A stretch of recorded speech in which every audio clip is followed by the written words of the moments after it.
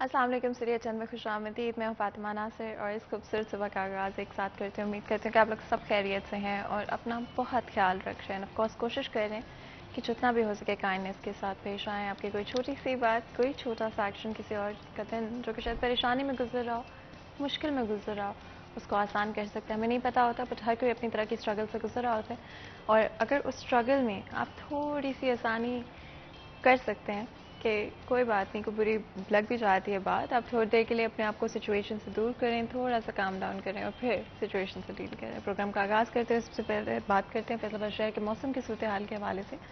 अगर मैं बात करूँ ज़्यादा से ज़्यादा टेम्परेचर की, तो आज के रोज़ में 42 डिग्रीज़ रहेगा और कम से कम टेम्परेचर 30 डिग्रीज़ रहेगा। हवा की भी बात कर लेते हैं। 11 किलोमीटर पर आवर की रफ्तार से आज हवा चल रही है और अगले 10 दिन में एज ऑफ नाउ बारिश के कोई अमकान नहीं है। लेकिन आपको पता है फैसलाबाद शहर का मौसम बहुत अनप्रिडिक्टेबल होता है और कभी भी तब्दील हो जाता है। अगर हम विजिबिलिटी की बात करते हैं, 8 किलोमीटर्स है, काफ़ी क्लैरिटी है। हल्की सी हेज़ की वजह से विजिबिलिटी अभी भी इम्पैक्ट हो रही है। यूवी इंडेक्स 8 है जो कि काफ़ी ज़्यादा हाई है। अगर आप घर से बाहर निकल रहे हैं, सन प्रोटेक्शन का लाजमी तौर पर इस्तेमाल करें।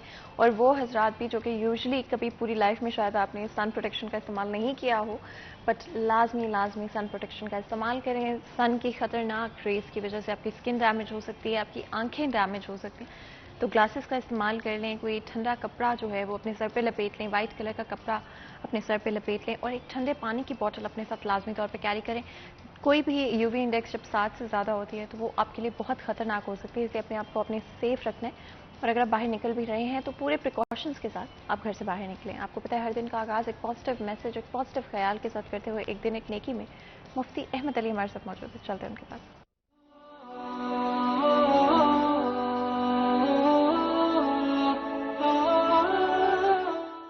नहमदुहु व नुसल्ली अला रसूलिहिल करीम, अम्मा बाद। मेरे दोस्तों, बुजुर्गों, भाइयों और मेरी बहनों, जैसे कि बाज़ हमारे दोस्त बेचारे बुखार हो जाता है, कोरोना में मुब्तला हो जाते हैं, इसका तोड़ क्या है? मेडिसिन भी ज़रूर इस्तेमाल करें, लेकिन एक वो अमल जो रसूल अकरम सल्लल्लाहु अलैहि वसल्लम की ज़बान अतहर से निकला है, वो है सूरत फातिहा का पढ़ना। 7 दफ़ा सूरत फातिहा पढ़ के पानी पे दम करके इस यकीन के साथ कि इमामुल अंबिया अलैहिस्सलातु वस्सलाम ने फरमाया, अल्लाह ने फातिहा में शिफा रखी है, उस पानी को सुबह शाम पी लो, अल्लाह की कसम अल्लाह शिफा अता फरमा देंगे। अल्लाह मुझे भी आपको भी इस पर अमल करने की तौफीक अता फरमाए। व आखिरु दावाना अनिल हम्दुलिल्लाहि रब्बिल आलमीन। तो जी, आपको अपडेटेड रखने की हमारी हमेशा कोशिश रहती है। और फैसलाबाद शहर की अगर बात करते हैं तो ट्रैफिक से ज़्यादा इंपॉर्टेंट और क्या चीज़ हो सकती है, ट्रैफिक के बारे में बात करेंगे। वकास हमारे साथ मौजूद है। अस्सलाम वालेकुम वकास। जी वालेकुम सलाम। आप लोग कैसे हैं? मैं बिल्कुल ठीक हूँ अल्हम्दुलिल्लाह। आप कैसे हैं? अल्हम्दुलिल्लाह मैं भी बिल्कुल ठीक हूँ। तो वकास बताइएगा ट्रैफिक की आज क्या सूरत हाल है? हाँ, ट्रैफिक के हवाले से फातिमा, आज सूरत हाल जो है वो गुज़िश्ता 2 दिनों की निस्बत बेहतर है, क्योंकि गुज़िश्ता 2 रोज जो है शहर में बहुत से रास्ते बंद रहे। आज वो तमाम रास्ते जो है वो खोल दिए गए हैं। खासकर अगर मोटरवे की बात करें तो मोटरवे इंटरचेंजेस पर जहाँ कंटेनर लगा के ब्लॉकेज की गई थी, वो तमाम खत्म कर दी गई है। शहरी जो है मोटरवे पे अब आसानी सफर कर सकेंगे। इसके साथ साथ सरगोदा रोड के हवाले से ये है कि सरगोदा रोड मोटरवे से लेके बोले की झुग्गी तक जो है जेर तामीर होने के बायस सिंगल रोया इस्तेमाल हो रहा है, जिसके बाद सरगोदा रोड पर सफर करने वालों को जो है वो थोड़ा तहम्मुल का मुजाहरा करना पड़ेगा। खा उनको मोटरवे से फैसलाबाद आना है या फैसलाबाद से कमालपुर इंटरचेंज की तरफ जाना है। इसके अलावा अगर हम बात करें तो हमारा सत्याना रोड के साथ साथ समुद्री रोड और जड़ावाला रोड जो है, यहाँ पर कंस्ट्रक्शन काम जो है वो जारी है, जिसके बायस ट्रैफिक सुसरवी का शिकार है। इसके लिए मुख्तलिफ पॉइंट्स हैं। खासकर जड़ावाला रोड पे अगर बात की जाए तो सेंट्रल जेल के बाद का जो एरिया है जड़ावाला तक का, वहाँ ट्रैफिक कुछ सुसरवी का शिकार है। इसी तरह सत्याना रोड पर मछली फार्म के करीब जो है वो ट्रैफिक कुछ सुसरवी का शिकार है। जबकि सिविल लाइन्स की अगर हम बात कर लें तो सिविल लाइन्स आज हमारा जो है वो बिल्कुल क्लियर रहेगा। मामूल के मुताबिक ट्रैफिक जो है वो रवा दवा रहेगी। सिविल लाइन्स में किसी किस्म की आज बंदिश जो है वो मौजूद नहीं है। बिल्कुल वकास, कुछ इम्पोर्टेंट सवाल मैं आपसे पूछना चाहती हूँ। अगर हम चालान्स की बात करते हैं या किसी भी तरह के फाइन्स की बात करते हैं तो पिछले कुछ अरसे में कोई इंक्रीज देखने को मिला है? बिल्कुल, इस हवाले से फातिमा, चालान की जो रकम थी, मतलब जहां पहले 200 रुपए का चालान होता था वो अब 2000 रुपए का कर दिया गया है। इसकी बड़ी वजह लाहौर हाई कोर्ट का हुक्म था, जिसके बाद मतलब शुरुआती तौर पे लाहौर में और उसके बाद फिर अब फैसलाबाद में भी 3 मुख्तलिफ कैटेगरीज हैं जिसमें चालान की रकम जो है, जुर्माने की रकम जो है वो बढ़ा दी गई है। खासकर अगर हम इस पर बात करें तो वन वे की खिलाफ वर्जी जो है उस पर बड़ा सख्ती से कानून जो है वो अपना रास्ता बना रहा है और कानून ने 2000 रुपए जुर्माना जो है वो कर दिया है वन वे की खिलाफ वर्जी पे। जबकि दूसरा सबसे बड़ा मसला हमारे यहाँ था बिना लाइसेंस के ड्राइविंग करना। कम उम्र बच्चे ड्राइविंग करते हैं या ऐसे अफराद जो ड्राइविंग लाइसेंस बनाने को तरजीह नहीं देते, तो उनके लिए ट्रैफिक पुलिस की जानिब से जो है 2000 रुपए जुर्माना वो कर दिया गया है। कि पहले जो जुर्माना बिना ड्राइविंग लाइसेंस के 200 हुआ करता था, अब वो 2000 के करीब है। जबकि इसके साथ साथ दीगर कैटेगरीज की अगर हम बात कर ले तो उसमें भी जुर्मानों में कुछ इजाफा जो है वो किया गया है। बिल्कुल, इसी के साथ विकास ये भी जरूर बताएगा, आपने हेलमेट के हवाले से बात की, वन वे के अगेंस्ट यानी कि और बगैर लाइसेंस के अगर आप ड्राइव करें, इसके अलावा भी क्या कोई चीजें हैं जिनका ख्याल करना होगा? हाँ, डेफिनेटली। इनके अलावा अब इस वक्त चूंकि ट्रैफिक पुलिस जो है वो फुली मुतहरक दिखाई दे रही है। पहली बार ऐसा हुआ है कि फैसलाबाद ट्रैफिक पुलिस ने मुख्तलिफ स्क्वाड जो है वो तश्कील दिए हैं, जिनमें खासकर वन व्हीलिंग के खिलाफ एक स्क्वाड जो है वो बनाया गया है जो कि बहुत मुतहरक है। खासतौर पर केनाल रोड एक्सप्रेस वे पे चूंकि अक्सर नौजवान जो है जुमा या इतवार के दिन यहाँ पे वन व्हीलिंग करते हुए दिखाई देते थे और बहुत से हादसा जो है वो भी रोनुमा होते थे, जिसके बाद अब ट्रैफिक पुलिस की जानिब से ये फैसला किया गया है कि तमाम ऐसे मुकामात जहां पर वन व्हीलिंग की जाती थी नौजवानों की जानिब से, वहां वन व्हीलिंग को रोकने के लिए स्पेशल स्क्वाड जो है 12 रुकनी टीम वो हैवी बाइक्स पे गश्त करेगी ताकि वन व्हीलर्स को जो है वो फौरी तौर पर गिरफ्तार किया जा सके। जबकि इसके साथ साथ सिग्नल के हवाले से, चूंकि ट्रैफिक कवानीन में सबसे अहम कानून जो है वो सिग्नल की पाबंदी है, तो सिग्नल की खिलाफ वर्जी करने वालों के साथ जो है वो भी भारी जुर्माने और चालान के साथ निपटा जा रहा है ट्रैफिक पुलिस की जानिब से।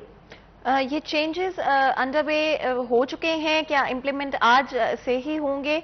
ये भी जरूर विकास बताइएगा।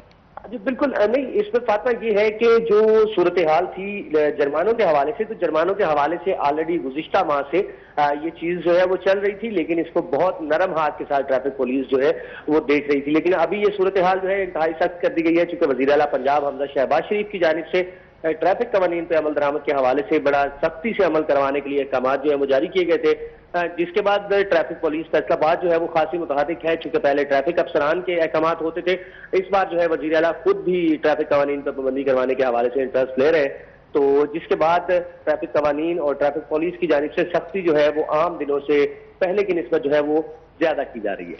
बिल्कुल, बहुत बहुत शुक्रिया वकास इस अपडेट के लिए। आप लोगों ने सुना कि आज से इवन तो एक महीना पहले से ये लॉज और ये जो चेंजेस थे, लेकिन अब से इन पर सख्ती से आप लोगों को भी पहले ही आई रियली होप कि आप लोग फॉलो करते थे रूल्स एंड रेगुलेशंस को, लेकिन अगर कहीं नहीं भी करते थे, कहीं गफलत बरत लेते थे, तो अब ये मुमकिन नहीं हो पाएगा। लाजमी तौर पर ट्रैफिक पुलिस की तरफ से बहुत सख्ती की जाएगी। हर चालान की प्राइस जो है वो 200 से 2000 रुपए कर दी गई है। तो चाहे वो हम बात करते हैं बगैर लाइसेंस के जो लोग ड्राइव करते रहे हैं, या अगर आप 18 साल से ऊपर भी हैं लेकिन फिर भी आपने अपना लाइसेंस नहीं बनवाया, तो पहली फुर्सत में अपना लाइसेंस बनवाएं। हेलमेट का इस्तेमाल लाजमी तौर पे करें। बहुत सारे लोग बगैर हेलमेट के हमें ट्रैवल करते हुए नजर आते हैं और सिर्फ ये थोड़ी सी लापरवाही होती है, लेकिन ये जानी नुकसान हो सकता है इसकी वजह से। तो इन चीज़ों पर फोकस करना बड़ा ज़रूरी है। अब तो सख्ती भी कर दी गई है, तो ट्रैफिक कवानीन को फॉलो करें, ना तो ओवर स्पीड करें, किसी भी तरह की लापरवाही मत करें, अपनी जान और किसी और की जान को खतरे में मत डालें। आगे बढ़ते हुए आपको पता है हमारी हमेशा कोशिश रहती है फैसलाबाद शहर के हमेशा जितने भी इंपॉर्टेंट इश्यूज हैं उनके बारे में हम जरूर बात करें, और हमारी कोशिश रही है हमेशा से कि आवाम की आवाज़ बनकर, फैसलाबाद शहर की आवाज़ बनकर जितने भी इश्यूज हैं उनको मंजर आम पर लेकर आएं, इदारों तक पहुंचाएं। और आज हमारी यही कोशिश होगी, डिफरेंट इश्यूज के बारे में बात करते रहेंगे, लेकिन आज हमारा फोकस रहेगा टैक्सेस के ऊपर। आपको पता है जहां पर पिछले कुछ अरसे में गवर्नमेंट चेंज हुई है और पिछले कुछ सालों में हमने टैक्स के हवाले से काफ़ी सख्ती देखी है। आगे चलते हुए जहां पर गवर्नमेंट चेंज हो रही है, क्या एक दफ़ा फिर इसी तरह से सख्ती कंटिन्यू रहेगी या फिर कोई तब्दीलियां आ सकती हैं, इस पर बात करेंगे। हमारे साथ आज बहुत ही खास मेहमान मौजूद हैं, जल्दी से उनकी तरफ चलते हैं। सैयद मजहर हुसैन रिजवी साहब हमारे साथ मौजूद हैं, सीनियर नायब सदर पाकिस्तान टैक्स बार हैं। आपको वेलकम करते हैं शो में, बहुत बहुत शुक्रिया आपका, आपने हमारे लिए वक्त निकाला, हमारे शो के लिए वक्त निकाला। अगर टैक्सेस के हवाले से बात करें, एब्सोल्युटली पहली बात तो आई थिंक ये हाईलाइट करना है कि टैक्सेस ज़रूरी कितने हैं किसी भी मुल्क को रन करने के लिए, किसी भी इकोनॉमी को रन करने के लिए कितने ज़रूरी होते हैं। आज अगर हम बात करते हैं फैसलाबाद शहर की, टैक्स कलेक्शन कहाँ पे स्टैंड करती है और जो नई गवर्नमेंट आई है, क्या कोई तब्दीलियाँ भी उसके साथ आ रही? जी, बिस्मिल्लाहिर्रहमानिर्रहीम। सबसे पहले तो मैं सिटी 41 का शुक्रिया अदा करता हूँ कि उन्होंने मुझे यहाँ बुलाया। मैडम, जिस तरह एक घर में घर चलाने के लिए जो घर का सरबराह है वो पैसे लाता है तो घर का काम चलता है, इसी तरीके से जो मुल्की मामलात को चलाने के लिए पैसे की ज़रूरत है।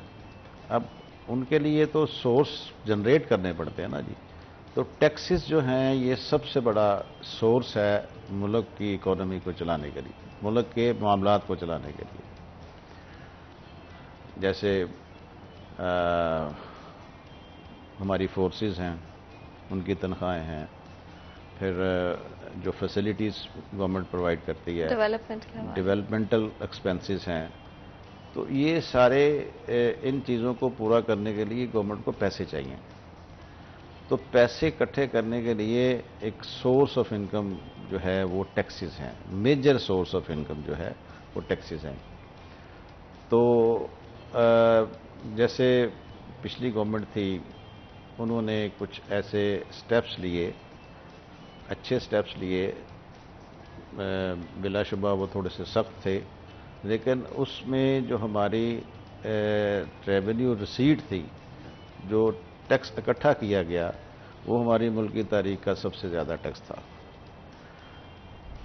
अगर हम टैक्स इकट्ठा करेंगे ज़्यादा तो हमें बाहर से कर्जा नहीं लेना पड़ेगा। हमें IMF, आपने रात सुना होगा कि IMF ने कहा है कि अगर आप पेट्रोल और बिजली की कीमतें बढ़ाएंगे तो फिर आपको दूसरी किस्त मिलेगी। तो हम मरहून मिन्नत नहीं रहेंगे ये मॉनेटरी फंड्स के, यानी जितने भी ये उधार देने वाले, दूसरे लफ्ज़ों में जो इदारे हैं वो ब्लैकमेल करते हैं। लेकिन अगर हम फॉर एग्जांपल के इस वक्त इकोनॉमी की पोजीशन वैसे ही बड़ी दिगरगू है, अगर आप इस वक्त पेट्रोल की कीमत बढ़ाएंगे, पेट्रोल एक ऐसी चीज़ है कि उससे तकरीबन हर चीज़ की कीमत बढ़ जाती है। आपके जितने भी आम लोगों के इस्तेमाल में आने वाली चीज़ें हैं उन सब की कीमत बढ़ जाती है। तो पहले ही महंगाई बहुत है। अगर आप जैसे हम सुन रहे हैं कि 200 रुपया प्लस हो जाएगी पेट्रोल की कीमत, तो इट मीन्स कि हमारी जो पहले 100 रुपये की चीज़ है वो हमें 150 रुपये की मिलेगी। तो जो टैक्सेस हैं वो लगाने चाहिए।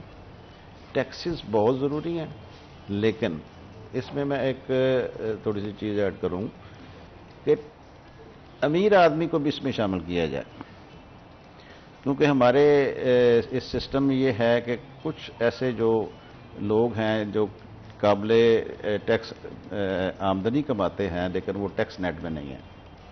वो क्यों नहीं है, उसकी कई वजूहत हैं, लेकिन ये एक्चुअली होता ही है कि आप जो लोग ज़्यादा पैसे कमा रहे हैं, ज़्यादा इनकम कमा रहे हैं, उनसे आप एक कंट्रीब्यूशन लेते हैं, और जो गरीब लोग हैं जो कि tax below the poverty limit हैं उन पे वो फैसिलिटीज़ की सूरत में हम डिस्ट्रीब्यूट करते हैं।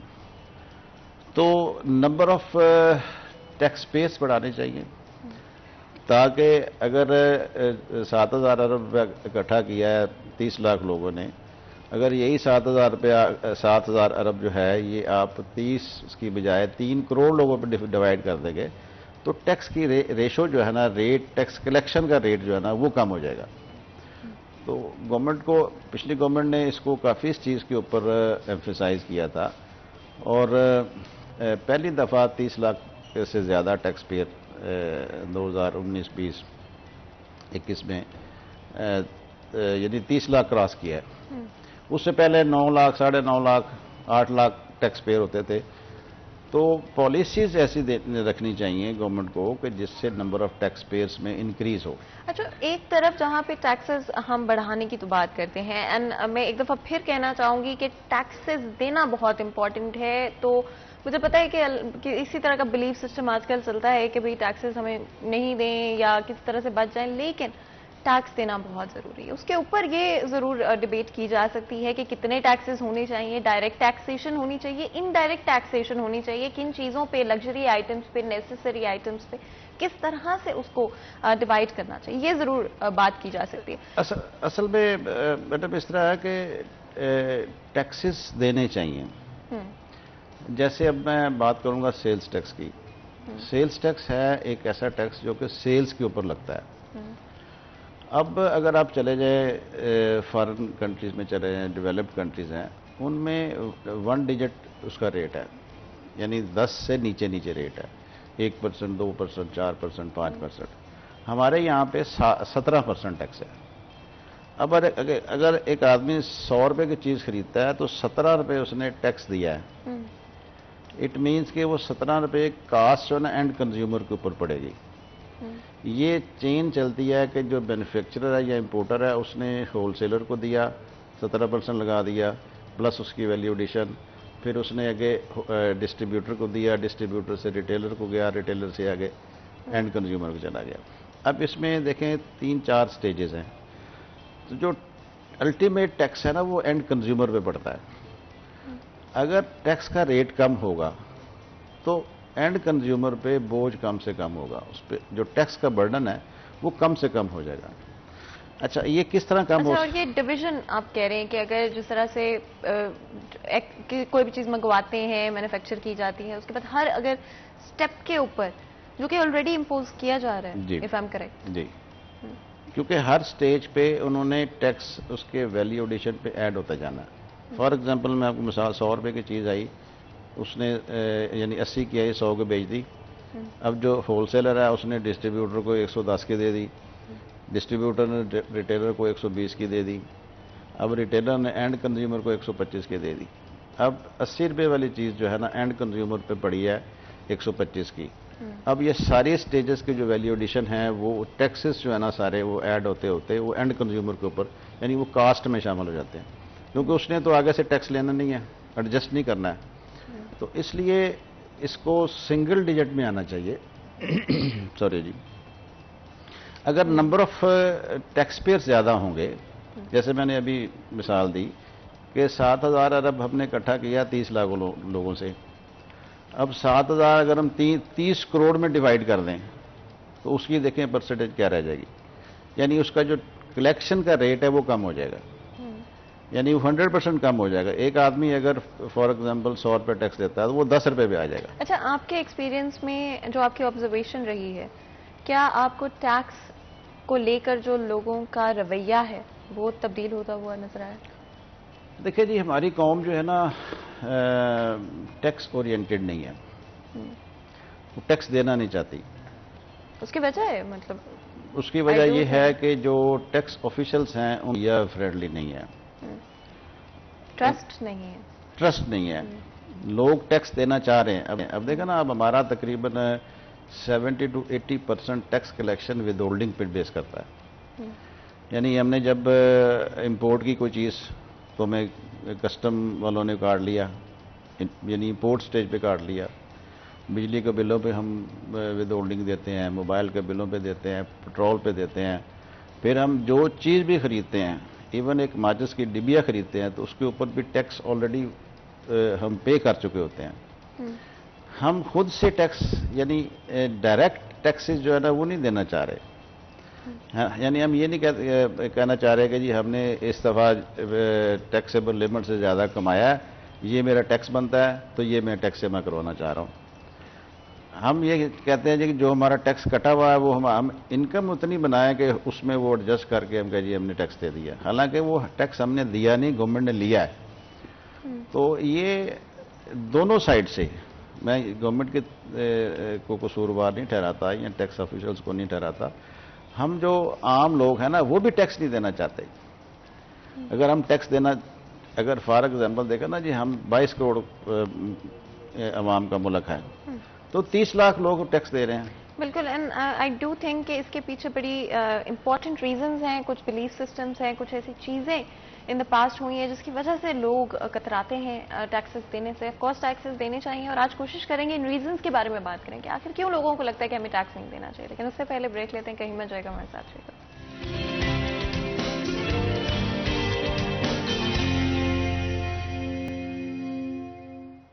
Welcome back. सीरिया 10 में एक दफ़ा फिर आपको खुशामदीद कहते हैं। ब्रेक में जाने से पहले आज टैक्सेस के हवाले से बात करते हैं, पर हमें शो में ज्वाइन करें एक और बहुत ही खास मेहमान। मैं आपका जल्दी से इंट्रोडक्शन करा देती हूँ। उमैर अजमत अब हमारे साथ मौजूद हैं, सीनियर रिपोर्टर हैं। आपको वेलकम करते हैं Umair. Thank you so much, आज आपने हमारे लिए वक्त निकाला, हमारे शो के लिए वक्त निकाला। मुझे पता है बहुत मसरूफ होते हैं, एंड स्पेशली अगर हम टैक्सेस के हवाले से बात करें तो आई थिंक बड़ी लंबी डिबेट चल सकती है। बहुत सारे लोग हैं जो कि अभी भी टैक्सेस की इंपॉर्टेंस नहीं समझ पाते हैं। ब्रेक में जाने से पहले हमने डिफरेंट चीज़ों के बारे में बात की, बट एक बड़ा इंपॉर्टेंट एस्पेक्ट ये था कि लोग टैक्सेस क्यों नहीं देना चाहते। एंड आई थिंक उसके पीछे काफ़ी सारे रीजंस, स्पेशली एक ट्रस्ट गवर्नमेंट की तरफ से लोगों को लगता है कि इनएडिक्वेट अभी भी जो फैसिलिटीज़ उनको मिलनी चाहिए, चाहे वो हम हेल्थ के हवाले से बात करें, डेवलपमेंट के हवाले से बात करें, एजुकेशन के हवाले से बात करें, ये जो बेसिक नेसेसिटीज़ किसी भी शख्स की होती हैं वो अभी भी उस तरह से प्रोवाइड नहीं की जा रही, उस लेवल पे, क्वालिटी लेवल पे नहीं उतर पा रही आवाम के। आप अग्री करेंगे इससे, और क्या रीजंस हैं जिसकी वजह से लोग टैक्सेस नहीं देना चाहते? देखें, इस सिस्टम में या इस मुल्क में बहुत सारी वजूहात हैं टैक्स न देने की, और ये लाइन के दोनों एतराफ में, यानी कि सोसाइटी की तरफ भी, रियासत की तरफ भी या रियासती इदारों की तरफ भी इसकी रिस्पॉन्सिबिलिटी या जिम्मेदारी आयद होती है। सॉरी। लेकिन इन दोनों फ्रीकैन ने, मतलब सोसाइटी में भी और उस डिपार्टमेंट्स भी जो है, उन्होंने उस तरीके से अपना रोल अदा नहीं किया, जिसकी वजह आज ये है कि हमारे जो टैक्सेस की रेशो है या टैक्स देने वाले अफराद की रेशो जो है वो बहुत ज़्यादा कम है। 22 करोड़ आबादी का ये मुल्क है, और आप देखें कि कितने लोग टैक्स देते हैं। अगर मैं फैसलाबाद की बात करता हूँ, फैसलाबाद डिवीज़न की, तो आप देखें ये कमो बेश 1.5 करोड़ से ज़ायद नफूस पर मुश्तमिल डिवीज़न है, मगर यहाँ पे जो लोग रजिस्टर्ड हैं या एनटीएन होल्डर्स हैं उनकी तादाद 5 लाख के लगभग है, और उसमें से भी सिर्फ करीबन 2.25 लाख के करीब लोग ऐसे हैं जो अपनी रिटर्न जमा करवाते हैं या जिन्होंने 2021 की अपनी रिटर्न जमा करवाई है, और उसमें से भी एक बहुत बड़ी तादाद ऐसी है कि जिन्होंने अपनी नील यानी कि ज़ीरो टैक्स की रिटर्न जमा करवाई। उन्होंने जिम्मेदारी का सबूत तो दिया कि अपनी रिटर्न उन्होंने जमा करवाई, गोशवारा जमा करवाया, लेकिन उन्होंने कोई आमदन इतनी कम थी कि उस पर टैक्स कोई नहीं बनता था। आप देखें कि ये कितने परसेंट बनते हैं, मैक्सिमम ये 2% लोग बनते हैं। तो सबसे पहले तो हमें टैक्स नेट को बढ़ाना होगा, उसके लिए रियासती इदारों को भी काम करना होगा। FPR जो मेन टैक्स कलेक्टर है उसको भी काम करना होगा इस हवाले से, और उसके साथ साथ हम जो लोग सोसाइटी के लोग हैं, पाकिस्तानी हैं, उन्हें भी जिम्मेदारी का सबूत देना होगा। मैं बताता चलूँ कि FPR के पास मुख्तलिफ ज़राए मौजूद हैं जिनसे मदद ली जा सकती है और इस टैक्स नेट को बढ़ाया जा सकता है। मिसाल के तौर पे कोई भी शख्स ऐसा है जो कि टैक्स नेट में गैर रजिस्टर्ड है मगर उसके पास पैसे हैं, वो किसी के साथ कारोबार करता है, वो बैंक ट्रांजैक्शंस करता है, तो बैंकिंग ट्रांजैक्शंस का सारा रिकॉर्ड FPR तक पहुंच सकता है। कोई शख्स गाड़ी खरीदता है मगर वो टैक्स नेट में गैर रजिस्टर्ड है, तो उसका तमाम डाटा एक्साइज FPR को फराहम कर देता है। उससे ये चीज़ या उस फलां बंदे से पूछा जा सकता है कि आपने ये 30 लाख की 50 लाख की गाड़ी खरीदी है, या आपने कैसे खरीदी है, या आप टैक्स नेट में गैर रजिस्टर्ड क्यों है। कोई प्रॉपर्टी खरीदता है तो उससे पूछा जा सकता है, या आपने 1 करोड़ की, 2 करोड़ की या इससे भी ज्यादा अमाउंट की प्रॉपर्टी खरीदी है, या आपने पैसे कहां से लिए हैं, आप टैक्स नेट में गैर रजिस्टर्ड क्यों हैं। बहुत सारे चैनल्स ऐसे हैं जिनसे ये पता चलाया जा सकता है। लोगों की एयर ट्रैवलिंग से भी पता चल सकता है। नादरा इस सिलसिले में मदद कर सकता है FPR की, मगर बात फिर वही अगर कोई काम करने वाला हो तो। तो आज का जो जदीद दौर है ये तो टेक्नोलॉजी का दौर है। टेक्नोलॉजी को ज़ेरे इस्तेमाल लाते हुए गो के चैलेंजेस होते हैं, लेकिन फिर भी उतना मुश्किल नहीं है लोगों की आमदन को जांचना और ऐसे लोगों का पता चलाना जो कि टैक्स नेट में गैर रजिस्टर्ड है और उनकी आमदन काबिल टैक्स है। ये मुश्किल नहीं है। फिर उसके बाद एफबीआर के पास इख्तियार होता है, एक कंपल्सरी रजिस्ट्रेशन का इख्तियार होता है। ऐसा वो शख्स जिसकी आमदन काबिल टैक्स है मगर वो टैक्स नहीं देता, तो एफबीआर उसको कान से पकड़ के उसकी रजिस्ट्रेशन कर सकता है, उसको पेनल्टी इंपोज कर सकता है, उसके खिलाफ मजीद कानूनी कार्रवाई कर सकता है कि आपकी आमदन काबिल टैक्स है, आप रियासत पाकिस्तान में रहते हुए अपना कारोबार कर रहे हैं, आप लाखों करोड़ों कमा रहे हैं मगर आप अपनी आमदन में से टैक्स नहीं देते, तो इसका इख्तियार भी एफबीआर के पास है। दूसरी सूरत यह है कि हमें अपने शहरियों, जो पाकिस्तानी शहरी हैं, उनको भी इस बात की जिम्मेदारी अदा करनी होगी कि वो टैक्स नेट में रजिस्टर्ड हों। थोड़ी सी अगर मैं अपनी मजीद बात बढ़ाता चलूं, पिछले दिनों में मैंने एक स्टोरी की थी कि जो फैसलाबाद की मुख्तलिफ मार्केट्स हैं उनमें क्या सिचुएशन चल रही है। मैं बताता चलूं कि रेल बाजार, जहां पे कपड़ा मार्केटें हैं और फैसलाबाद डिवीजन की सबसे बड़ी सराफा या सोने की मार्केट है, वहां पे भी टैक्स देने वालों की तादाद जो थी वो इंतहाई कम थी। आप देखें कि ऐसी इंपॉर्टेंट जगह सूतर मंडी, जो एशिया की सबसे बड़ी मंडी है, जहां पे करोड़ों अरबों रुपए का कारोबार होता है, मगर वहां पे भी आप देखें कि एक सफेद पर्ची पे कारोबार चल रहा है। वहां के ताजरों की, वहां के ब्रोकर्स की एक बड़ी तादाद ऐसी है जो कि टैक्स नहीं देती, अरबों करोड़ों का कारोबार है मगर टैक्स ना होने के बराबर है। और ये सारी चीजें देखें, इसका बराह रास्त असर हमारी मईशत पे पड़ रहा है, हमारे मुल्क की इकानमी पे पड़ रहा है, जो दिन ब दिन कमजोर होती चली जा रही है। हमारे अखराजात ज्यादा है, हमारी आमदन कम है। और पाकिस्तान की मिसाल किसी ऐसे घर जैसी है कि जिसके अखराजात ज्यादा है, आमदन कम है, और वो हर माहवार या हर महीने अपने अखराजात पूरे करने पे कर्जा लिए जाता है। और आप देखिए उसकी हालत फिर गंभीर से गंभीर और जवाल पजीर होती चली जा रही है।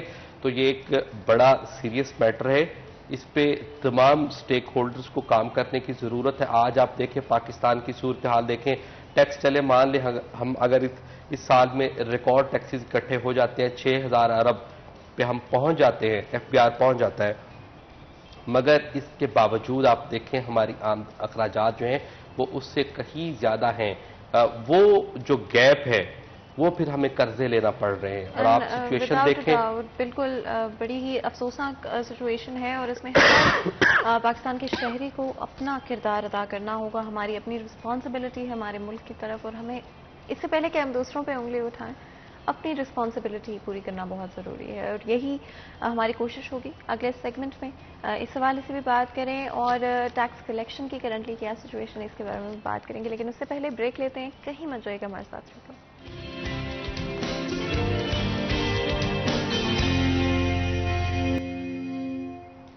वेलकम बैक सीरिया 10 में एक दफ़ा फिर आपको खुशामदीद कहते हैं। ब्रेक में जाने से पहले आज टैक्सेस के हवाले से बात करते हैं। डिफरेंट इश्यूज़ के बारे में हमने बात की, लेकिन ऑफ कोर्स मेरी कोशिश है कि आज हम डिफरेंट एस्पेक्ट्स को कवर कर पाएँ। चलते हैं हमारे बहुत ही खास मेहमान की तरफ। और टैक्सेस के बारे में हमने बात की, उमैर ने कुछ इंपॉर्टेंट पॉइंट्स का हाथ किया। आप अग्री करते हैं उन सबसे और जहाँ तक बात आती है गवर्नमेंट की तरफ से फैसिलिटीज़ प्रोवाइड करने की, कहाँ तक देखते हैं कि गवर्नमेंट कामयाब है इस वक्त? जी, उमैर साहब ने बहुत अच्छे फिगर्स दिए हैं। और जैसे मैं पहले अर्ज कर रहा था कि अभी 22 करोड़ आवाम के अगेंस्ट हम 30 लाख टैक्स पेयर्स हैं, क्योंकि एंटीएन लेना टैक्स पेयर नहीं होता, बिल्कुल उसको नंबर तो अलॉट हो जाता है। लेकिन जिस बंदे ने रिटर्न फाइल की विद इन टाइम वो फाइलर है। और उस रिटर्न में जैसे मैं कह रहा था कि तकरीबन आप कह लें कि 20% लोग ऐसे हैं जो कि नील रिटर्न देते हैं या बिलो टैक्सेबल लिमिट देते हैं, और फर्दर 30% लोग ऐसे हैं जिन्होंने विद होल्डिंग के अगेंस्ट अपनी इनकम एडजस्ट करनी होती है। इट मीन्स कि हम अपने तौर पे टैक्स पे नहीं करते हैं। हमारा जो गवर्नमेंट ने ज़बरदस्ती हमसे टैक्स लिया है, बिजली के बिलों पे, मोबाइल पे, इनडायरेक्ट टैक्सेस जो है ना, उनकी एडजस्टमेंट के तौर पे हमने रिटर्न देनी है। इसके अलावा काफ़ी बड़ी परसेंटेज है जो कि जिनकी सैलरी में से टैक्स कट जाता है, यानी ऐसे लोग जिनकी सैलरी टैक्सेबल लिमिट से ऊपर है, उसको पेमेंट ही तब होती है जब उसका टैक्स कट जाता है। तो अगर आप मिल मिला के देख लें तो ये 20-25% लोग ऐसे बनते हैं जो कि टैक्स देते हैं, लेकिन उसके पीछे भी कोई ना कोई मजबूरी होती है उनकी, कोई ना कोई ऐसी बाइंडिंग होती है। फॉर एग्जांपल एक बंदा किसी इदारे के साथ काम करता है, तो उस इदारे की शर्त है कि आपने एनटीएन होल्डर होना है और सेल टैक्स रजिस्ट्रेशन करवानी है। अगर उसको वो बाइंडिंग ना हो तो वो कभी सेल टैक्स में ना जाए। तो वो कुछ सिस्टम में ऐसी चीज़ें गवर्नमेंट ने डाली हैं कि फॉर एग्जांपल एक आदमी इंपोर्ट करता है तो उसके लिए ज़रूरी है कि उसने सेल टैक्स में रजिस्ट्रेशन करवानी है। एक बंदा एक्सपोर्ट करता है तो उसके लिए रजिस्ट्रेशन लाजमी है, उसके लिए कस्टम की रजिस्ट्रेशन वीवो भी लेना लाजमी है। तो अगर अपने तय देखें तो हमारा जो आम एक शहरी है वो टैक्स देना नहीं चाहता, भले उससे हम बिजली के बिलों में, टेलीफोन में, पेट्रोल में, मोबाइल में हम उससे टैक्स काट लें, वो टैक्स देने के लिए तैयार है, लेकिन आज खुद वो अपने तौर पे कि जी मैं रिटर्न भी दूं, क्योंकि ये जो हम रिटर्न देते हैं ये सेल्फ डिक्लेरेटरी होती है। हम खुद डिक्लेयर कर रहे होते हैं कि हमने इस साल में इतनी इनकम कमाई।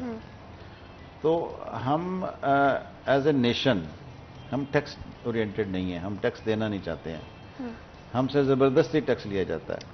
उमैर, हमारे पास वक्त बिल्कुल लिमिटेड है अब, लेकिन डॉलर की प्राइसेस के हवाले से भी ज़रूर बताया कि जहाँ पर एक तरफ इतनी ज़्यादा होती हुई नज़र आ रही है, उसका क्या इम्पैक्ट होगा ओवरऑल इंडस्ट्रीज़ के ऊपर, लोगों की डे टू डे लाइफ के ऊपर। सिर्फ छोटी सी बात यह है, आप देखें कि डॉलर की प्राइसेस कितनी तेज़ी से ऊपर जा रही हैं। डॉलर की कीमत जितनी ज़्यादा ऊपर जाएगी, हमारे मुल्क में महंगाई का मज़ीद तूफ़ान आएगा। हम इंपोर्ट्स डिपेंडेंट कंट्री हैं, हमारा जो ज़्यादातर इन्हिसार है वो दरामदात पर है। पेट्रोलियम मसनूआत सबसे ज़्यादा हम इंपोर्ट करते हैं, पाम ऑयल हम बाहर से इंपोर्ट करते हैं, हम दालें, चने, बहुत सारी अशिया, खुरोनोश, हत्ता कि हमने गंदम भी गुज़श्ता साल के दौरान इंपोर्ट की है। तो एक बहुत लंबी फहरिस्त है जो हम अशिया की बैरून मुल्क से दरामद करते हैं।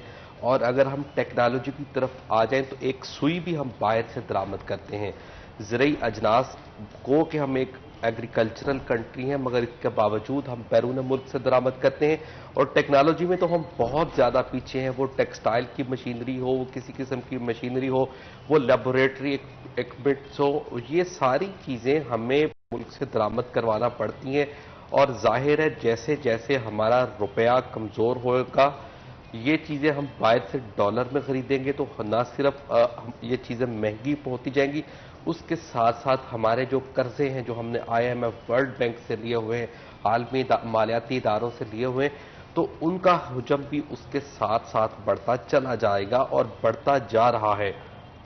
दूसरी जानिब आप देखें कि हमारे पास तशवीशनाक हद तक डॉलर्स के ज़खायर जो हैं वो कम हो रहे हैं, हमें मुश्किलात हो रही हैं। और आप देखें इस पे भी एक सीरियस स्टैंड लेने की ज़रूरत है। हुकूमत की जानिब से गुज़श्ता दिनों में चंद रोज़ कबल इंपोर्ट्स पे पाबंदी आयद की गई है कुछ आइटम्स पे। मैं समझता हूँ ये एक अच्छा इक़दाम है, मगर इसकी भी मुकम्मल मॉनिटरिंग की ज़रूरत है। सबसे पहले तो हम देखें तो ये हमारी इंपोर्ट्स का मैक्सिमम जो है टोटल 5% बनती हैं ये आइटम्स जिन पे पाबंदी लगी है। अभी इसके बाद दूसरी बात यह है, हमें इस चीज़ पे भी देखना होगा कि कहीं अगर हम इंपोर्ट्स अपनी कम करते हैं तो इस पे जो दीगर दुनिया के कंट्रीज है वो कहीं हमारी एक्सपोर्ट्स की मार्केट कम करते हैं, इसका भी हमें नुकसान होगा। दूसरी चीज़ हमें यह भी देखने की ज़रूरत है कि जिन इंपोर्ट्स पे या जिन चीज़ों की दरामद पे हमने पाबंदी लगाई है उनकी टैक्स इनकम भी हमें देखना होगी कि उनसे टैक्स इनकम गवर्नमेंट को कितना रेवेन्यू जनरेट हो रहा था, आया कि इस इंपोर्ट पे पाबंदी लगाने से गवर्नमेंट को फ़ायदा होगा या नुकसान होगा।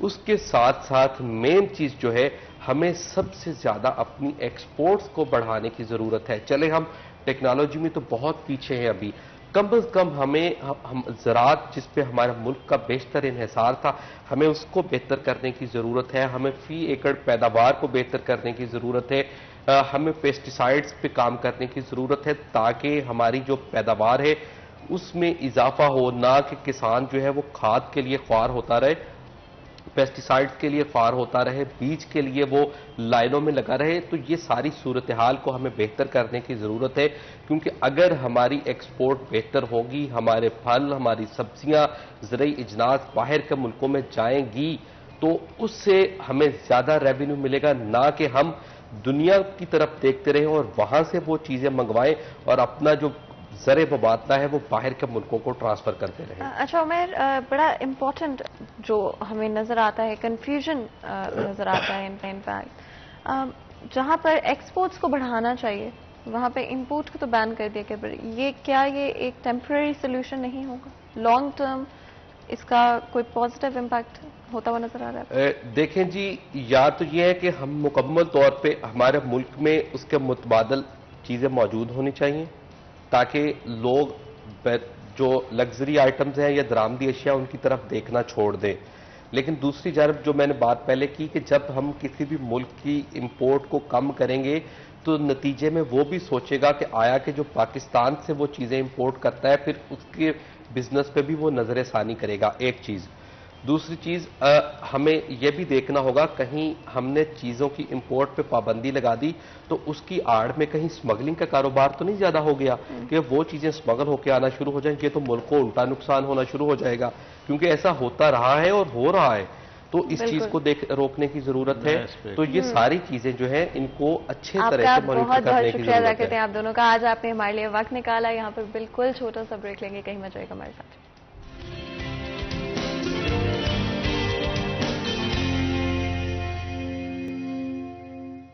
वेलकम बैक सिटी 10 में एक दफा फिर आपको खुश आमदीद कहते हैं। ब्रेक में जाने से पहले आपको पता है हमारा जो शो का आज फर्स्ट हाफ था वो हमने डिफरेंट एस्पेक्ट्स टैक्सेस के हवाले से बात की और हमारी हमेशा कोशिश रहती है कि आपकी हेल्थ के हवाले से भी ज़रूर बात करें और जितना हो सके इंपॉर्टेंट इश्यूज़ को हाईलाइट करें जो कि पोटेंशियली आपकी फैमिली की हेल्थ को इफेक्ट कर सकते हैं। जैसे मौसम तब्दील हो रहा है और नमी बढ़ती जा रही है और हम देख रहे हैं कि बारिशों का मौसम अभी तक तो नहीं आया, लेकिन अगले कुछ महीनों में मानसून की प्रेडिक्शन है ऑफ कोर्स और उसमें बहुत सारी डिफरेंट बीमारियां हमें नज़र आती हैं। लेकिन आज स्पेसिफिकली हम डेंगू के हवाले से बात करेंगे। डेंगू पिछले कुछ सालों में भी हमारी पॉपुलेशन को ग्रेटली एट रिस्क रखता रहा है। उसकी वजह से बहुत सारे लोगों ने अपनी जान तक गंवाई है और हमारी कोशिश होगी कि डेंगू के हवाले से क्या नंबर्स हैं, क्या फिगर्स हैं इस वक्त पाकिस्तान में, ये भी हम बात करें।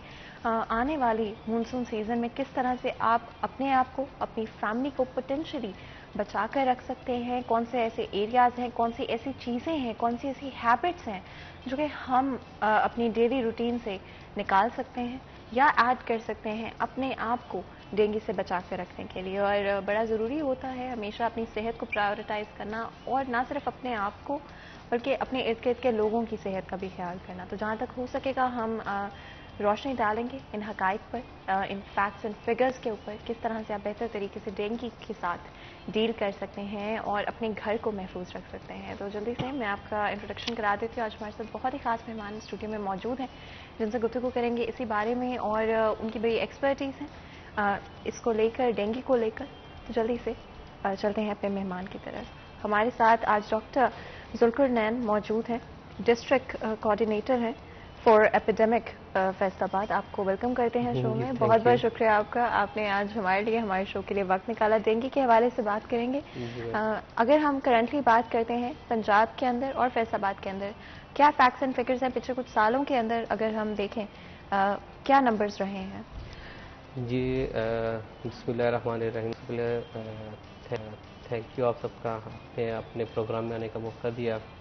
और ओवरऑल डिस्ट्रिक्ट की हम बात करें, पंजाब में डेंगू के जो केसेस हैं पिछले 2021 के अंदर ये एक दोबारा से एपिडेमिक्स आई थी जिसके अंदर लाहौर के अंदर इसके केसेस जो थे वो 19,653 थे और फैसलाबाद और बाकी ज़िलों में भी इसके काफ़ी केस हैं। फैसलाबाद में 394 केसेस से इसके रिपोर्ट हुए ओवरऑल डिस्ट्रिक्ट में और काफ़ी इनमें से जो 356 केस थे उनका मेजोरिटी का जो ताल्लुक था वो आउट ऑफ द डिस्ट्रिक्ट से था।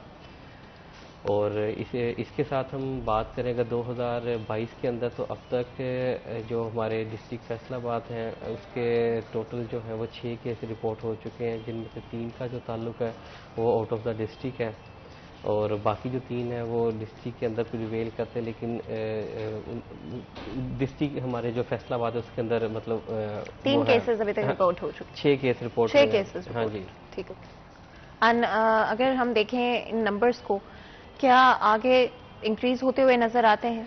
जी बिल्कुल। जैसे कि ये जो टेम्परेचर है आजकल का, जो टेम्परेचर, ये टेम्परेचर एक्सट्रीम टेम्परेचर है। और क्या ये आइडियल टेम्परेचर है डेंगू के? इसके बारे में आपको थोड़ा सा मैं बताता हूँ कि जो डेंगी है इसकी 4 स्टेजेस होती हैं। सबसे पहले इसकी स्टेज होती है लार्वा स्टेज। ठीक, लार्वा जो होता है सबसे पहले जो मॉस्किटो जब एग ले करती है तो एग को जब वाटर मिलता है तो वो हैच करके लार्वा में कन्वर्ट हो जाता है। ठीक है, अब एग से लार्वा के अंदर वो उसे 3 से 4 दिन लगते हैं अगर ऑप्टिमम टेम्परेचर मिले और ह्यूमिडिटी मिले, क्योंकि इसके अंदर ह्यूमिडिटी का बहुत अहम रोल है और टेम्परेचर का। ये दोनों चीज़ें जो होती हैं इसके साइकिल को शॉर्ट भी करती हैं और प्रोलॉन्ग भी कर देती हैं, जो मतलब इसका साइकिल है उसे पूरा डिस्टर्ब करती हैं। अब 3 से 4 दिन के अंदर ये जो एग है वो प्यूपा में लार्वा में कन्वर्ट होता है। लार्वा से प्यूपा में जाने के लिए उसे 4 से 5 दिन लगते हैं, जिसके अंदर से वो प्यूपा में कन्वर्ट हो जाता है। अब प्यूपा से मॉस्किटो जो है वो 1 to 2 डेज के अंदर अंदर वो मॉस्किटो बन के फ्लाई कर जाते हैं। अब जो हम लोगों की एक्टिविटीज़ होती हैं वो इन 3 स्टेजेस के अंदर होती हैं कि एब, लार्वा और प्यूपा। अगर हम लोग अपनी सर्विलेंस की जो एक्टिविटीज़ हैं वो इन 3 स्टेजेस के अंदर करेंगे तो हम इस जो डेंगी जैसा मच्छर है इसकी वबा से और इसके काटने से हम बच सकते हैं। इसके अंदर कोई ख़ास नहीं है, हम लोग घर के अंदर छोटी छोटी सी एक्टिविटीज़ है जो हमने करनी होती है। जैसे अब हर एक घर के अंदर आजकल टेम्परेचर चेंज की वजह से हर लोगों ने घरों के अंदर एयर कूलर चलाने शुरू कर दिए। अब हमारी मेजॉरिटी जो पॉपुलेशन है वो क्या करती है, जो एयर कूलर है उनका पानी जो है वो वैसे रिफ़िल करती रहती है, कभी भी उसे ड्राई करके खुशक करके दोबारा पानी नहीं फिल करते। एग मॉस्किटो क्या करता है, वो वहाँ पे जाके एग ले करता है और अब आप देख सकती हैं कि जो वो एरिया होता है एयर कूलर का, वो ओवरऑल पूरा शेडो के अंदर होता है, सिक्योर होता है, ह्यूमिडिटी भी होती है, कमरों के अंदर एयर कूलर पड़े होते हैं, टेम्परेचर भी उसे फेवरेबल मिल रहा होता है। तो उसके अंदर क्या होता है कि वो इजीली ग्रो कर, एग जो है वो टेम्परेचर ह्यूमिडिटी के साथ साथ इजीली हैच होके वो कन्वर्ट हो जाता है लार्वा के अंदर। जब हम लोग इसी एंड के अंदर अगर हम लोग उसका अपने जब पानी चेंज करते हैं कूलर का, उसे ड्राई करें, ड्राई करने के बाद दोबारा पानी करें तो उसके अंदर हम इन स्टेज से बच सकते हैं। इसके अलावा अब रिसेंट गर्मी है, हम लोगों का हमदर्दी है परिंदों के साथ, हमें मतलब वो करनी चाहिए, लेकिन उसके अंदर भी छोटी सी सिर्फ केयर्स हैं।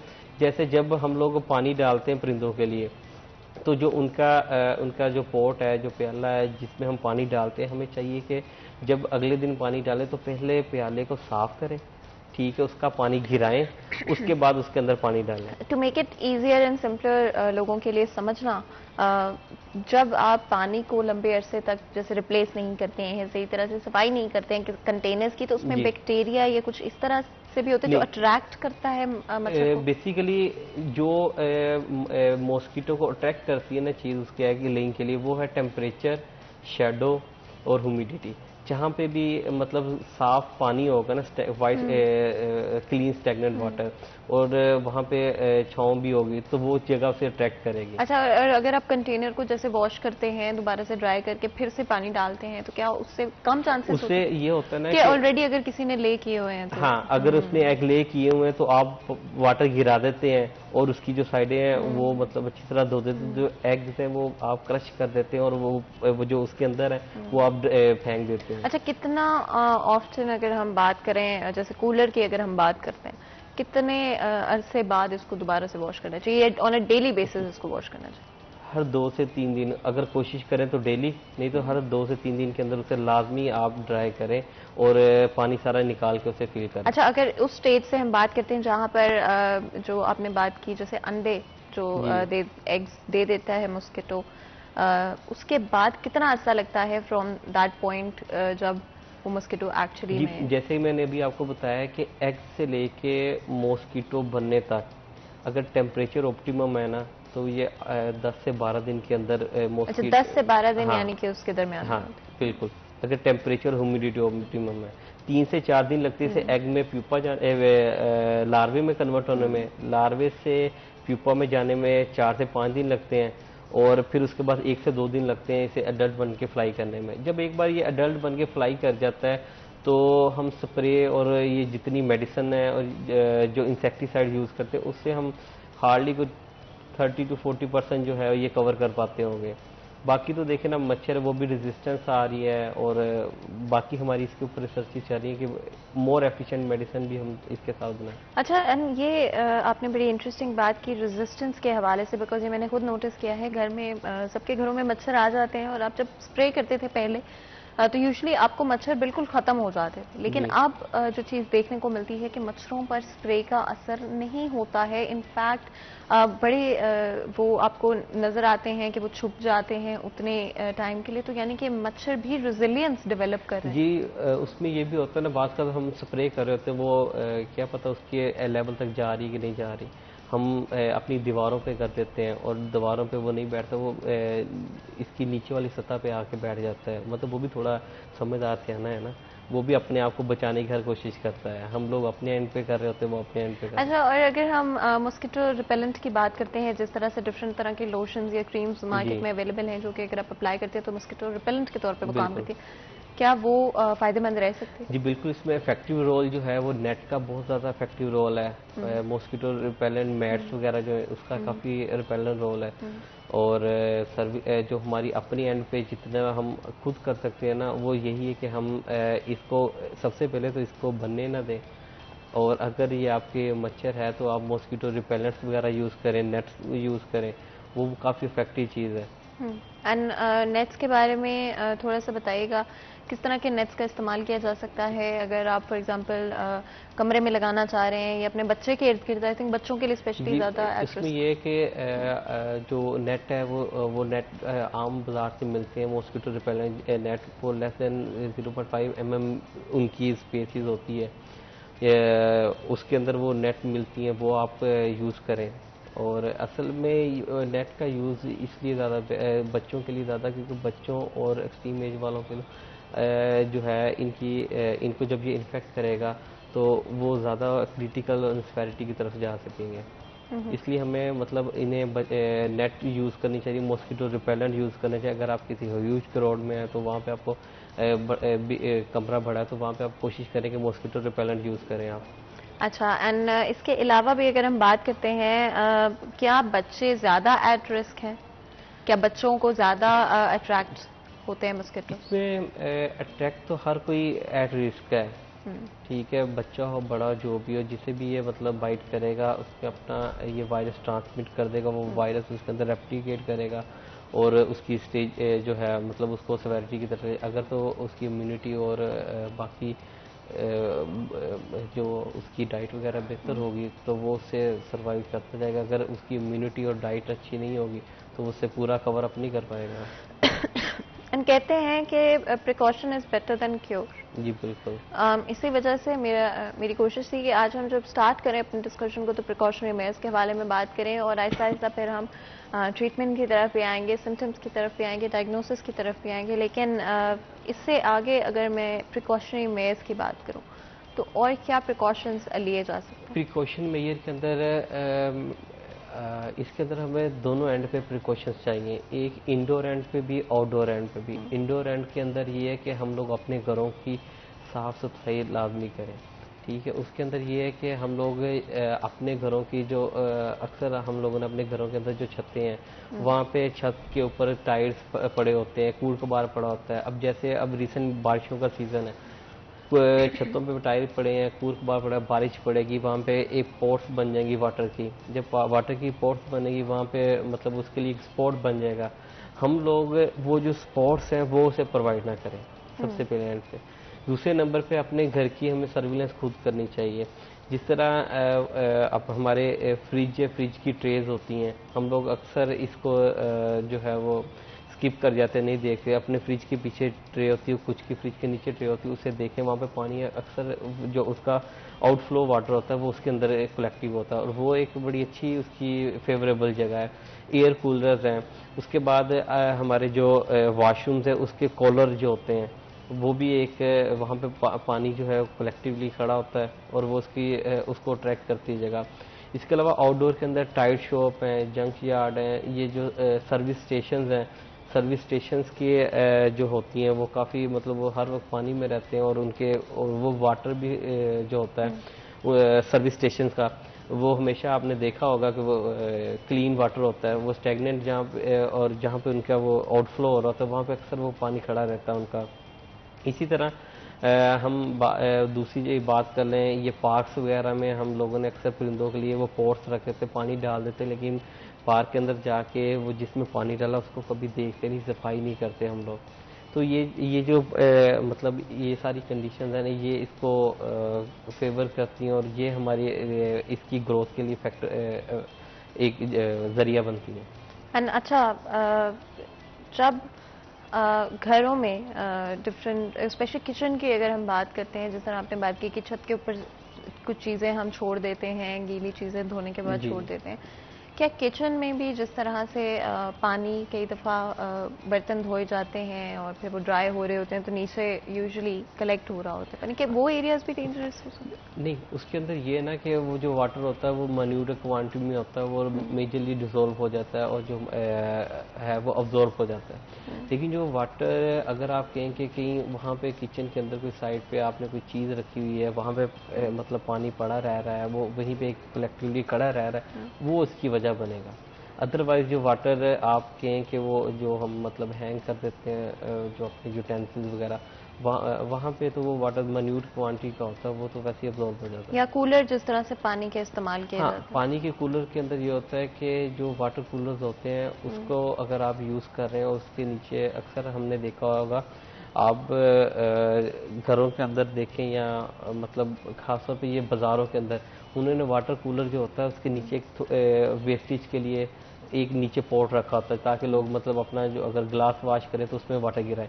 वो जो वाटर होता है उसको काफ़ी लोग जो है ना गौर नहीं करते, वो वैसे ही पड़ा रहता है और वो भी एक फेवरेबल कंडीशन बनती है जो उसका हम आउटफ्लो का वाटर होता है। अगर हम टेम्परेचर की बात करते हैं तो आइडियल टेम्परेचर क्या होता है? जो आइडियल टेम्परेचर इसकी मॉस्किटो की ग्रोथ के लिए है ना, वो 15 से 30 डिग्री जो टेम्परेचर है ना, ये इसके अंदर ये ग्रो करता है। अच्छा, तो अभी जिस तरह से currently temperature 40 plus of course आपको पता पंजाब के ज़्यादातर एरियाज़ के अंदर है, इनफैक्ट पंजाब के अलावा भी काफ़ी सारे एरियाज़ में इसी तरह से टेम्परेचर है।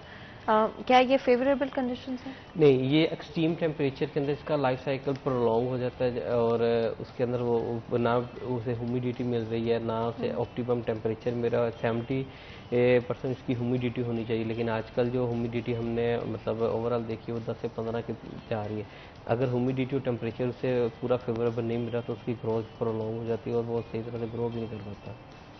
तो यानी कि आइडियल टेम्परेचर इस वक्त मौजूद नहीं है। मानसून सीजन की तरफ अगर हम बढ़ते हैं, क्या सूरत हाल होंगे, क्या आइडियल टेम्परेचर होगा? और बारिशों के बाद स्पेशली कई एरियाज के अंदर पानी खड़ा हो जाता है। जी बिल्कुल, इसके अंदर मैं यही बात आप लोगों से शेयर करूंगा कि जैसे ही अभी बारिशों का सीज़न शुरू होगा, जब बारिशें होंगी तो टेम्परेचर भी जो है वो एक्सट्रीम से नॉर्मल की तरफ आना शुरू होगा। इसके साथ साथ जो वाटर है वो भी कलेक्टिव होना शुरू हो जाएगा काफ़ी जगहों पे, जिस तरह कब्रिस्तान हो गए, जहाँ पे कुछ लोग जाते ही नहीं है, कब्रिस्तान हो गए, और इसी तरह पार्क्स हो गए, और बाकी ये जंक यार्ड हैं, कूड़ कबार की दुकानें हैं, वहाँ पे उन्होंने छतों पे सब फेंका होता है, बोटल्स फेंकी होती है, कप्स फेंके होते हैं, तो वहाँ पे पानी आके जमा होगा और वो एक फोर्स बन जाएगी मॉस्किटो के लिए। तो इसके लिए यही है कि हम लोग अपनी जैसे बारिश हो उसके बाद फ़ौरन अपने घरों की छतें, अपने जो अगर हम आउटडोर स्पोर्ट्स की बात करें तो वहाँ पे जो हमारे पोर्ट्स हैं उन सबको हम बारिश के अंदर 1-2 दिन के अंदर ही वो सारी जो पोर्ट्स बनी उन्हें हम डिस्ट्रैय कर दें, ख़त्म कर दें, तो हम मतलब इस पर कवर कर सकते हैं।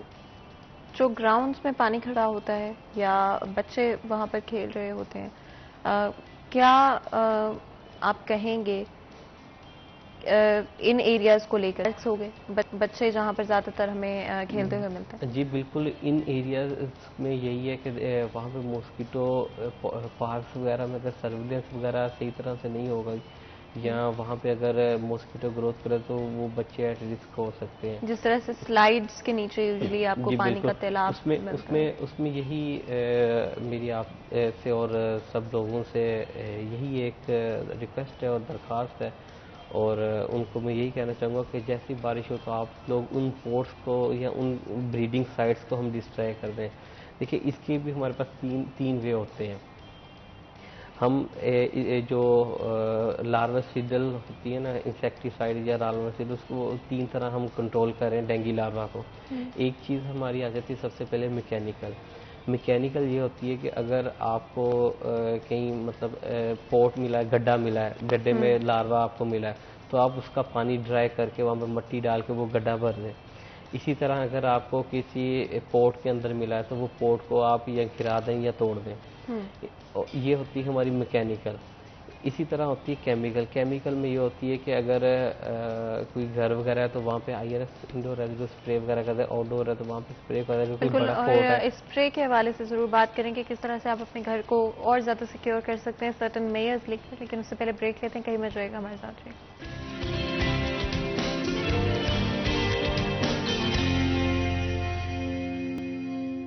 Welcome back. सीरिया 10 में एक दफ़ा फिर आपको खुशामदीद कहते हैं। ब्रेक में जाने से पहले आज स्पेशली डेंगू के हवाले से बात कर रहे हैं। आपको पता है कि मानसून सीज़न काफ़ी करीब है और आइडियल मौसम उस वक्त मिलता है डेंगू मच्छर को स्प्रेड होने का, और आपके लिए, आपकी फैमिली के लिए ख़तरा बन सकता है। ब्रेक में जाने से पहले कुछ इंपॉर्टेंट प्रिकॉशनरी मेयर्स के बारे में हमने बात की, चूँकि आप ले सकते हैं अपने और अपनी फैमिली को बचा कर रखने के लिए, महफूज रखने के लिए, जिनमें से कुछ चीज़ें मैं मेंशन कर देती हूँ। अगर आप कूलर का इस्तेमाल कर रहे हैं या कहीं पर भी पानी रोज़ आप डाल रहे हैं या वहाँ पर खड़ा रहता है, और जिस तरह से कूलर की अगर मैं बात करी हूँ, डेली उसको चेंज करें, उसको निकाल कर दोबारा एक दफ़ा साफ़ करें, ताकि अगर उसके अंदर डेंगू मच्छर ऑलरेडी एग्स दे चुका है तो वो आगे प्रोसीड ना कर सकें। उसके अलावा भी अगर हम बात करते हैं परिंदों के लिए जिस तरह पानी डाला जाता है, उन कंटेनर्स को आप कोशिश करें कि डेली बेसिस के ऊपर धोएं, इससे पहले कि आप दोबारा से उसके अंदर पानी ऐड कर दें, जो कि यूजुअली इसी तरह से किया जाता है। इसके अलावा भी अगर हम बात करते हैं मॉस्पेल का इस्तेमाल किया जा सकता है, डिफरेंट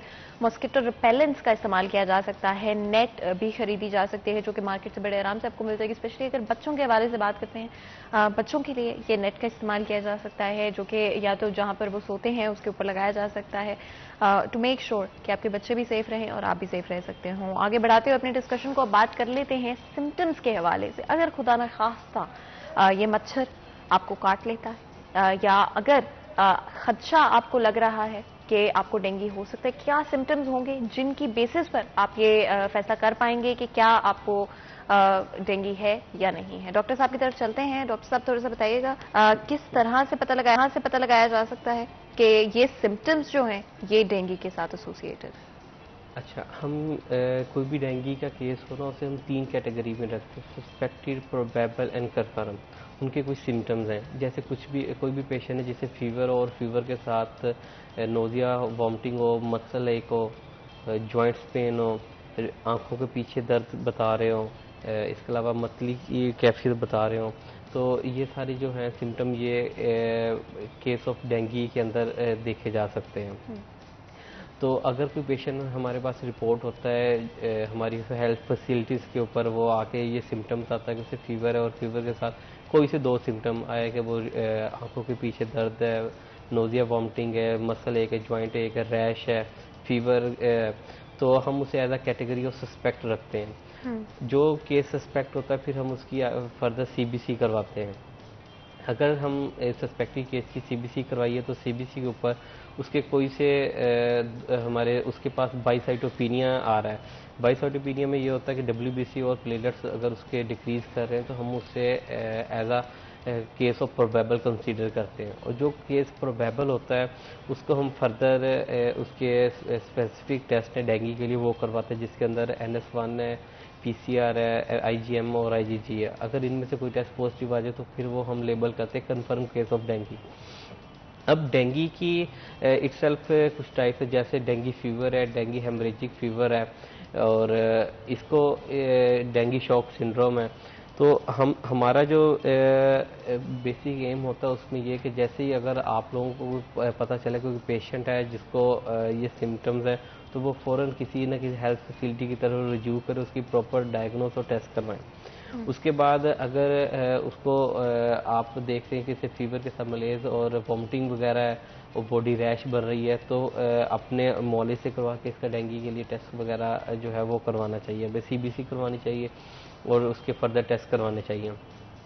टेस्ट के बाद जो है हम उसको उसकी ट्रीटमेंट वगैरह प्लान की तरफ जाएंगे, ट्रीटमेंट प्लान करेंगे। बेसिकली हमने इसे जितना जो केस होते हैं डेंगू के, उसमें हमने प्रिवेंशन, हमारी सबसे पहले ट्रीटमेंट हमारी जो होती है वो सबसे एम होता है कि वो शॉक की तरफ ना जाए, ब्लीडिंग की तरफ ना जाए, क्योंकि डेंगू के अंदर जो ब्लीडिंग और शॉक है ये इनकी ये क्रिटिकल स्टेजेस बन जाती है, इसलिए हमने इसको सबसे पहले मैनेज करवाना होता है। किस स्टेज पे, जिस तरह आपने बात की कि सर्टेन अगर ब्लीडिंग की तरफ चला जाता है या खुदा ना खास्ता ऐसी स्टेज कौन सी है जिसके बाद देयर इज़ नो रिटर्न? देखिए, ज़िंदगी मौत का फैसला तो अल्लाह ताला के हाथ में है, और जो पेशेंट की रिटर्न स्टेज है वो तो मेडिकली हम लोग कवर कर जाते हैं। ब्लीडिंग है तो हम उसे ब्लड ट्रांसफ्यूजन इसकी तरफ जाके करवाते हैं, शॉक है तो हम फ्लूइड इलेक्ट्रोलाइट के थ्रू मैनेज कर देते हैं। मैनेज एबल चीज़ें इनकी। डेंगू टाइमली डायग्नोज हो जाए तो उसकी, मैं नहीं कहता कि मोर्टेलिटी की तरफ हो जाता है। कितने % मोर्टेलिटी रेट? मोर्टेलिटी की केस हमेशा उस केसेस में बनते हैं जिनमें पेशेंट स्किप हो या पेशेंट डायग्नोस ना हो। डायग्नोस से मतलब ये है कि पेशेंट ने घर में ही रहा हो और लोकली अपने मतलब डॉक्टर से या किसी से वो ट्रीट लेता रहा हो, खुद अपनी फीवर, जैसे हम लोगों को है फीवर है पैराडोल खा लो, बात खत्म। अगर वो इसी स्टेज के अंदर रहेगा तो वो मतलब निगलेक्टेड पेशेंट हो गया ना कि अच्छा, आम बुखार में और डेंगू से एसोसिएटेड बुखार में क्या फ़र्क है? देखिए, जो डेंगू फीवर है इसके साथ ये कोरिलेट नॉर्मल फीवर के साथ करता है, लेकिन इसमें जो फीवर पैटर्न होता है, जो फीवर का डेंगू का पैटर्न होता है, उसमें थोड़ी सी चेंज ये आती है कि ये जो फीवर होता है ये ऑन एंड ऑफ होता है, इंटरमीडिएट टाइप का होता है फीवर। ये मतलब मॉर्निंग में फीवर था, उसे इवनिंग में से वो कहेगा कि 2 घंटे बाद खत्म होगा, फिर उसके बाद शुरू हो गया, इवनिंग में उसका पैटर्न थोड़ा ज़्यादा होता है। इस तरह का फीवर जो है वो डेंगू के साथ कोरिलेट करता है। डेंगू के मरीज सालों बाद भी कंप्लेन करते हैं कि उनको वो जो इफ़ेक्ट्स थे वो कभी जा नहीं पाते हैं, यानी कि अगर जैसे वो बिफोर एंड आफ्टर की अगर बात करते हैं तो कुछ ना कुछ एलिमेंट उसमें ये चीज़ होती है कि अगर किसी पेशेंट को डेंगू हुआ था और वो सीवियर किस्म में चला गया था, जैसे कि इसके बारे में कहा जाता है कि बोन ब्रेक फीवर भी कहा जाता है, हड्डी तोड़ बुखार होता है इसका। तो जो पेशेंट सिवियरिटी की तरफ गए होंगे, सारी बात उनकी इम्यूनिटी और बॉडी कंप्रोमाइज़ हुई थी और वो काफ़ी हद तक डैमेज हुआ है, तो वो जो उसकी उस वक्त की जो उसमें डिस्ट्रक्शन कह लें या उस वक्त की जो उसकी चेंजेस थी वो प्रोलॉन्ग कर जाती हैं। कितना अरसा लगता है अगर हम स्टेजेस की बात करें, फ्रॉम द टाइम कि आपको मस्किटो ने काट लिया है उसके बाद कितना अरसा उस पॉइंट तक जहाँ पे आप पहला सिम्टम एक्सपीरियंस करते हैं? इसमें इसका जो इंक्यूबेशन पीरियड होता है वो 10 से 12 दिन के अंदर उसके सिम्टम आने शुरू हो जाते हैं। अगर एक पेशेंट को डेंगू ने काटा है तो उसके 6 से 8 दिन के अंदर उससे फीवर और बाकी सिम्टम आने शुरू हो जाते हैं। 10 से 12 दिन आपने? हाँ जी। 10 से 12 दिन के दौरान क्या ऐसा फैक्टर होता है जो पहला सिम्टम जिस तरह से हम कहते हैं वो क्या होता है? उसमें कोई भी हो सकता है, फीवर के साथ साथ वो कोई भी कंप्लेन कर सकता है। वो कह सकता है कि फीवर है, फीवर के साथ मुझे रिट्रोऑर्बिटल पेन है, जिसे मतलब कहते हैं पहला सिम्टम लेकिन यूजुअली बुखार का होता है। हाँ जी, बुखार होगा, एंड बुखार जो कि उतरता और चढ़ता रहता है, इफ आई एम करेक्ट। और जब हम बात करते हैं एक्सटेंसिव जो इसकी एक्सट्रीम होती है तो ज़्यादा से ज़्यादा क्या टेम्परेचर आपको नजर आता है? टेम्परेचर 102 103 तक रिपोर्ट करेगा। फर्दर कुछ लोग होते हैं जिनके अंदर मतलब ये ब्लीडिंग डिसऑर्डर की कंप्लेन कर सकता है, वो बॉडी पर रैश की कंप्लेन कर सकता है, पटीकी बन जाते हैं कि धब्बे से बॉडी पे बन रहे हैं, वो इस तरह की कंप्लेन कर सकता है। एंड बच्चों के अंदर क्या यही सिम्टम्स होते हैं या? जी बिल्कुल यही सिम्टम परसिस्ट करते हैं। फीवर की करेगा, वॉमिटिंग की मदर कंप्लेन करेगी, डायरिया की कंप्लेन कर सकती है। और बच्चा छोटा वो रिटो बाकी पेन्स तो नहीं बताएगा, लेकिन उसके जो रोना होगा, जो उसकी करकराहट होगी, उससे वो डायग्नोस लगेगा कि मतलब इसको ये चीज़ कह रही थी मदर। क्या दिन के कुछ ऐसे वक्त होते हैं जहाँ पर मॉस्किटोज ज़्यादा एक्टिव मिलते हैं? देखिए जो डेंगी मॉस्किटो है ना, इसके दो जो टाइम है वो कहा जाता है कि बहुत इसके मतलब इसके फेवरेबल टाइम है जिसके अंदर ये काटता है। एक तुलुए आफ्ताब, एक गुरूबे आफ्ताब। यानी कि सुबह का वक्त और शाम का? हाँ, ये दो वक्त इसके अट्रैक्टिव वक्त होते हैं जिसके अंदर ये मतलब मेजोरिटी केसेस में ये देखा गया है कि इस वक्त जो है ये बाइट ज़्यादा करता है। सुबह के वक्त और शाम के वक्त। और क्या ज़्यादा रिस्क होता है जब आप घर से बाहर हो या घर के अंदर हो? देखिए उसके लिए यही है कि जब हम घर से बाहर जाते हैं या पार्क वगैरह में जाते हैं तो हम कोशिश ये करें कि फुल स्लीव कपड़े पहने, ठीक है, शॉर्ट्स ना पहने, ट्राउज़र पूरे हैं, अगर वॉक के लिए जा रहे हैं तो ट्राउज़र पहने, हाफ स्लीव शर्ट ना पहने, अपने आप को कवर रखें।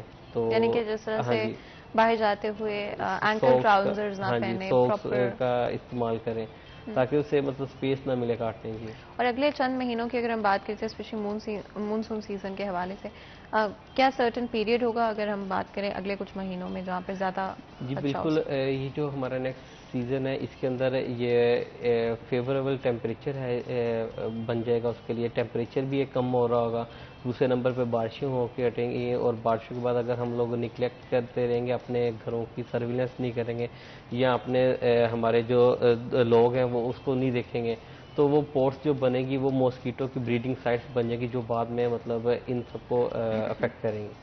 स्प्रेस के हवाले से आपने मेंशन किया था, घरों में कौन सा स्प्रे किया जा सकता है स्पेशली अगर हम पौधों के हवाले से बात करें? जी बिल्कुल, इसके अंदर यही है कि हम घरों के अंदर इंडोर रेजिडुअल स्प्रे वगैरह करवाते हैं। अगर कोई पॉन्ड्स वगैरह है तो वहाँ पे पानी ज़्यादा इकट्ठा है तो हम क्योंकि वहाँ पे ना मैकेनिकल कर सकते तो हम वहाँ पे भी केमिकल यूज़ करते हैं, जैसे टेमीफास वगैरह है वो यूज़ करते हैं, अल्फा साइक्लोमेथ्रीन है वो हम स्प्रे यूज़ करते हैं उसके लिए।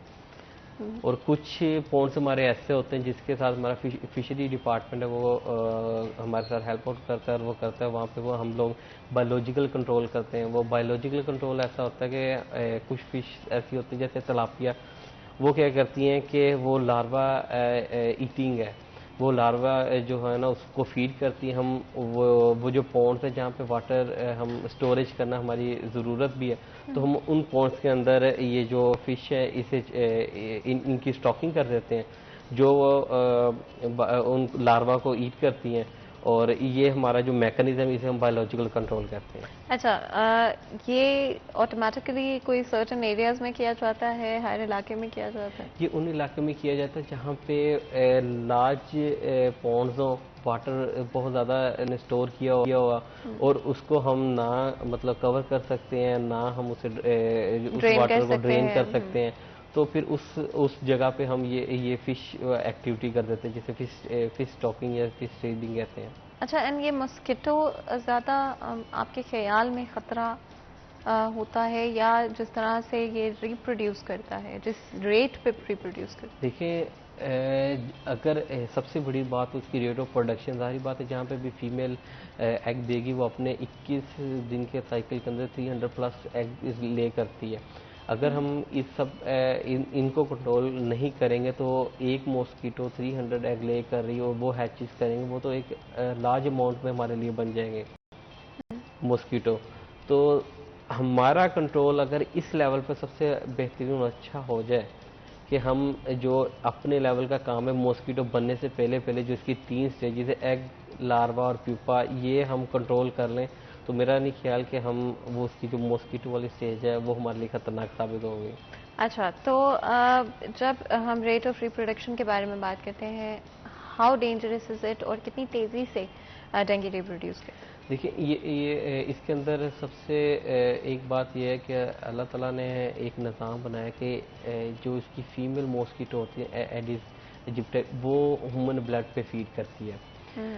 जो मेल है वो प्लांट नेक्टर जो होता है इस पे फीड करता है, जो इसका मेन है वो फीमेल ही है। फीमेल अपने उसका जो लाइफ साइकिल उसके अंदर 300 के करीब जो है ना वो एग ले करती है। उसके बाद हम दूसरी बात करें तो जो इसकी फीमेल है वो ब्लड सक करती है, ब्लड सक करके उसको अपनी बॉडी के अंदर रेप्लिकेट करती है, उसके बाद दूसरों को इन्फेक्ट करती है। इसीलिए हमारा यही होता है कि जहाँ पे भी कोई केस ऐसा डेंगू या सिम्टम हमें मतलब कोई केस मिले तो हम उसे ऑन द स्पॉट उसे आइसोलेट कर दें, उसे नेट में कर दें। आइसोलेट से मुराद ये है कि उसे मतलब घर वालों से लैग करके उसको जाली में रखें, मॉस्किटो रिपेलेंट वगैरह यूज़ करें, नेट यूज़ करें, ताकि कोई और मच्छर उस इन्फेक्टेड पर्सन से ब्लड सक करके दूसरे नॉर्मल हेल्दी पर्सन की तरफ न जाए। अगर हम उसे कवर रखेंगे तो वो मतलब उसका जो वायरस है वो उससे सक नहीं कर सकेगी, उसका लोड पूरा नहीं होगा, वो दूसरों तक पहुंचा नहीं सकेगी। बिल्कुल। और इससे पहले कि हम मजीद गुफ्तगू करें, ब्रेक लेते हैं, कहीं में जाएगा हमारे साथ रहेगा।